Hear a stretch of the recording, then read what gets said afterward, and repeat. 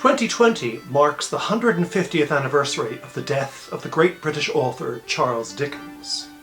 The Public Record Office of Northern Ireland has teamed up with Queen's University to bring you an exhibition to mark this special event. The exhibition is entitled Charles Dickens, Irish Friends and Family Ties. In it you will see some of the great friendships that Dickens enjoyed with some of the famous men of Ulster. You'll also learn some details of Dickens's life, and you'll come away with an understanding that Ulster was a very important place for Dickens. He appreciated the landscape, he appreciated the people, and he appreciated the welcome that they gave him when he travelled here on his 3 reading tours in 1858, 1867 and 1869.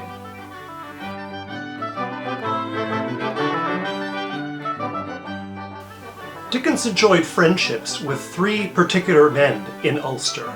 One was James Emerson Tennent. He was a politician whose favour Dickens courted in order to help him with some of the social issues that he was championing. He also befriended the Marquis of Dufferin, who was a diplomat. He was a well-known figure, and he was somebody who could also help Dickens with the causes that he promoted. Dickens was also friends with a newspaper publisher called Francis Dalzell Finlay, and this particular individual helped Dickens to publicise and run the reading tours that he undertook in Ulster. Dickens had a favourable impression of Ulster and of its people. He once said, "The towns are good, the agriculture excellent, the people employed, food abundant, drunkenness nowhere to be seen, and cleanliness very prevalent." I think this gives us some idea of the positive image that Dickens had of the place and how much he enjoyed himself when he came here on reading tour. When we think of Dickens's life, we think of him primarily as a novelist, but of course he was so much more. He was a journalist, he was an amateur actor, he was an agitator on social issues, and he was also a well-known public reader. On all of these fronts, he demonstrated aspects that made him very famous in Ulster. We think of his novels, we think of Oliver Twist, David Copperfield, Hard Times, Our Mutual Friend. All of these provide insight into character. They also provide insight into the social issues in which Dickens was very interested. We also think of the journalism he produced. Dickens ran 2 journals in the course of his lifetime, one called Household Words and another one called All the Year Round. Dickens invited various journalists to contribute to these publications, and he issued not only topical stories, but he also issued his own novels. So Hard Times and A Tale of Two Cities and Great Expectations were all published in the journals that Dickens edited. He also published the work of others, including the famous novelist Elizabeth Gaskell and the novelist Wilkie Collins. It was a family journal that he produced, and it was one that endeared him to people in order to associate Dickens particularly with the family and with domestic issues. This was another reason that Dickens was so popular in Ulster. Dickens was also known as the man of the family and indeed the novelist of the family. We can see from stories like A Christmas Carol just how much he valued a family like the Cratchits, and people thought that Dickens himself had such a family. He married Catherine Hogarth in the 1830s and enjoyed a loving relationship with her initially. They produced 10 children, 9 of whom lived into adulthood. Dickens was always much closer to his daughters than he was to his sons. He felt in many ways that his sons did not live up to the expectations that he had of them. The primary means by which Victorians communicated with one another was through letters. We have over 15,000 surviving letters of Dickens, and I, as the principal editor of Dickens's letters, look through many of these and think about the various aspects of his life that can be revealed to them, whether his personal life, his professional life, his intimate relations with his family, how he did business, how he conducted his relations with his publishers. It's all there in those letters. In the Public Record Office of Northern Ireland, we have examples of Dickens's letters to James Emerson Tennent and to Lord Dufferin. In them you can see the level of intimacy and friendship between these men, and we can learn from these letters much about the relationship that he enjoyed with them. James Emerson Tennent was an important Ulster politician. He was born in Belfast and he was an MP in the 1830s, 40s and 50s. He also rose to become president of the Board of Trade. Dickens met him in the 1830s, and in the Public Record Office of Northern Ireland we have one of those early letters. Dickens says, "I take the earliest opportunity of saying that I most cordially appreciate the wishes you are kind enough to express for the furtherance of our acquaintance, which I am sincerely desirous to improve." This is a very interesting letter in terms of the overtures that Dickens made to people whom he didn't know well in order to curry favour with them and become their friends, and also to use their influence in order to assist the kinds of social issues in which he became involved. The Public Record Office of Northern Ireland has some examples of some of the more unusual habits of the Victorians and things in which Dickens himself was interested in. For example, there are samples of human hair, and human hair was very important in terms of keeping up the continuity between generations. People kept locks of hair in lockets, they made them into bits of jewellery, and were very interested in trying to keep up that connection between the living and the dead. Dickens himself kept a lock of the hair of his sister-in-law Mary Hogarth, someone who died young at the age of 17 from heart failure, and Dickens spoke of her lovingly throughout the rest of his life. He wore her ring. He also wished to be buried for a time in the same grave as she was. We mustn't necessarily think that the Victorians had an obsession with death, but death was a much more prevalent reality for the Victorians than perhaps it is for us with our healthcare and other kinds of improvements in our lives. Dickens was also interested in phrenology, which was a science based on studying the bumps on the head. He was also interested in mesmerism, which also is a kind of pseudoscience in which mesmeric fluid could be called forth, supposedly, from an individual who was placed under hypnosis.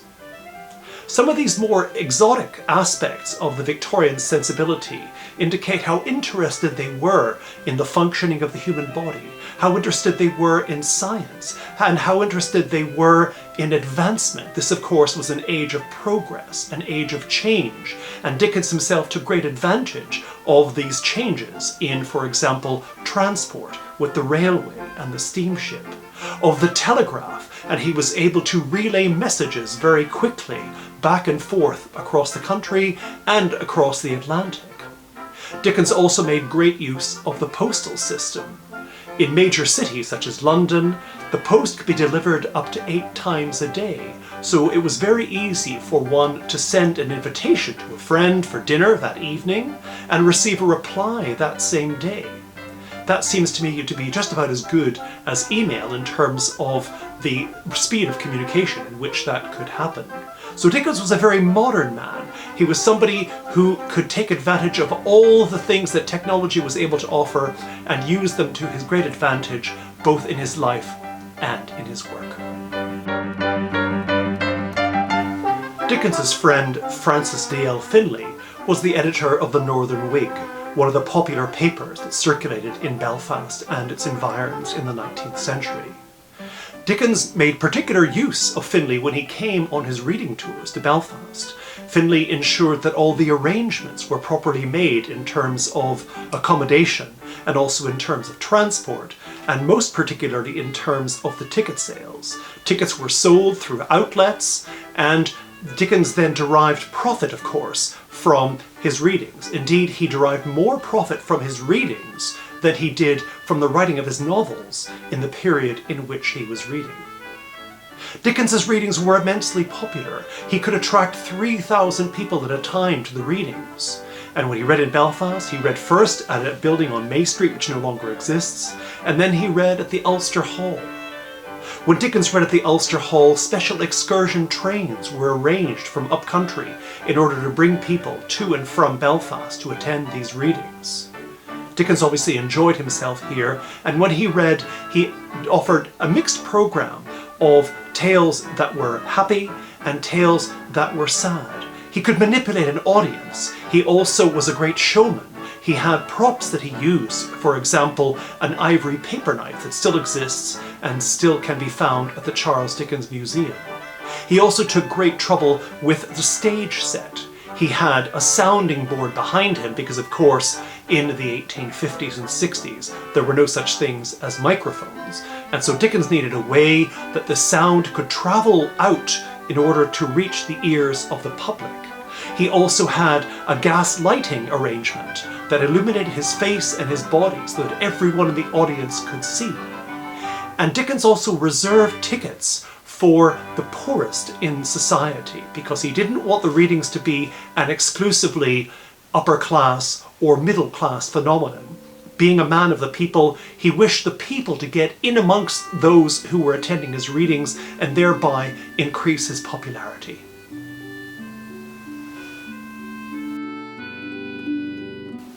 Photography was a very important medium for the Victorians. In the Public Record Office you can find examples of photographs of famous people, including Dickens's friend Lord Dufferin. Dickens also was very interested in photography, particularly in terms of how it could be used in order to forward his career. When he gave readings throughout the country, and indeed in Ulster, he was preceded by photographic hawkers who sold his photographic image so that people would anticipate the arrival of the live person. Dickens himself had himself photographed in various poses, whether writing at a desk, in action, or posed as if to deliver a public reading. The public enjoyed these images and consumed them readily, and they helped to develop a certain kind of relationship between the celebrity and the individual who was his or her fan.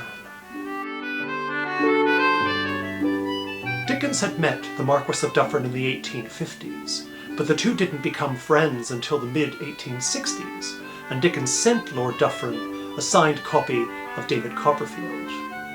The relation became particularly close in the upcoming reading tour that Dickens was undertaking to Belfast in 1869. Lord Dufferin also had the honour of presiding at a banquet to Dickens near the end of the author's life, and at that time he gave a speech in which he said that Dickens had taught rich and poor to recognise their common humanity.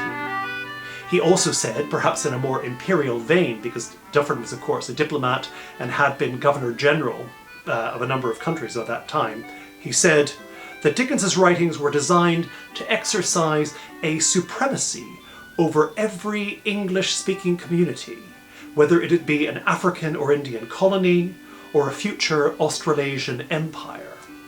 This gives some insight not only to Lord Dufferin's particular interests, and of course he was a diplomat in a number of countries and served the Queen in that capacity, but also just it demonstrates how famous Dickens was not just within these islands, but indeed throughout the world. Dickens's work appeared not only in English, but was translated into many languages in his lifetime, including French and Russian.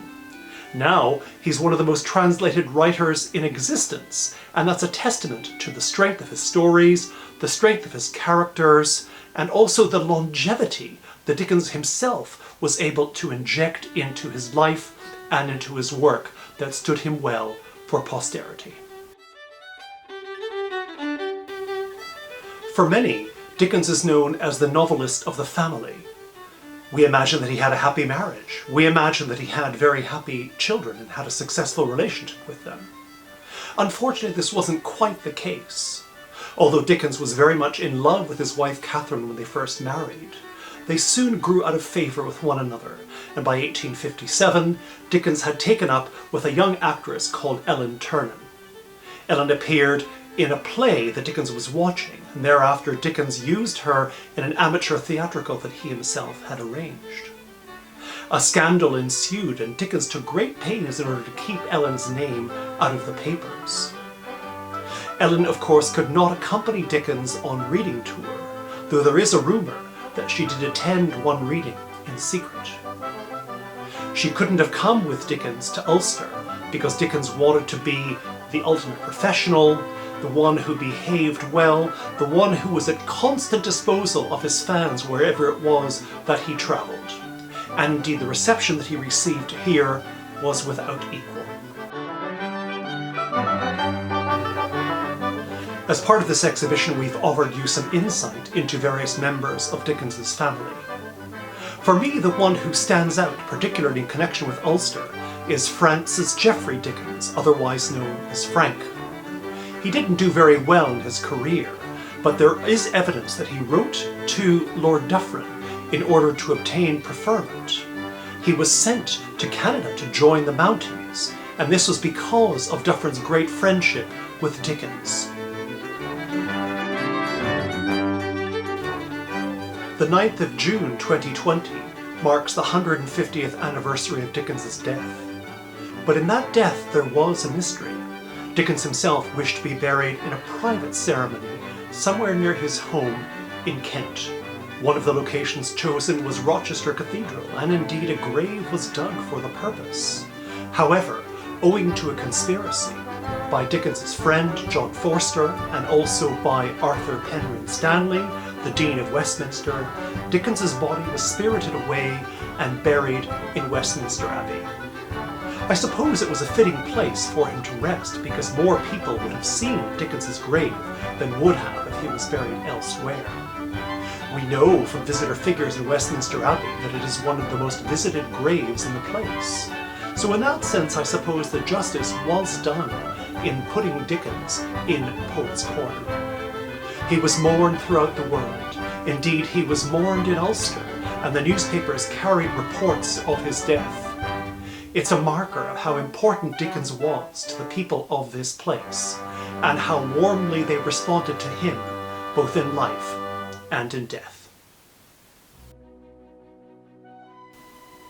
I trust you've enjoyed these insights into the life of Charles Dickens and also his special relationship with Ulster.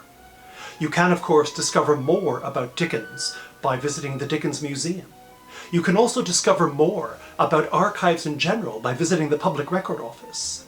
There you will find insights into people famous and also not so famous. And it's only by getting familiar with the actual materials that came from those times that we can develop an insight into how the lives of those that came before us affect our own.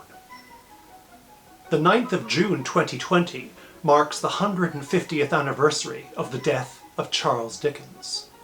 Join us at the Public Record Office of Northern Ireland for a special exhibition, Dickens, Irish Friends and Family Ties, in order to gain some insight into the life of this famous individual and his close relationship with Ulster.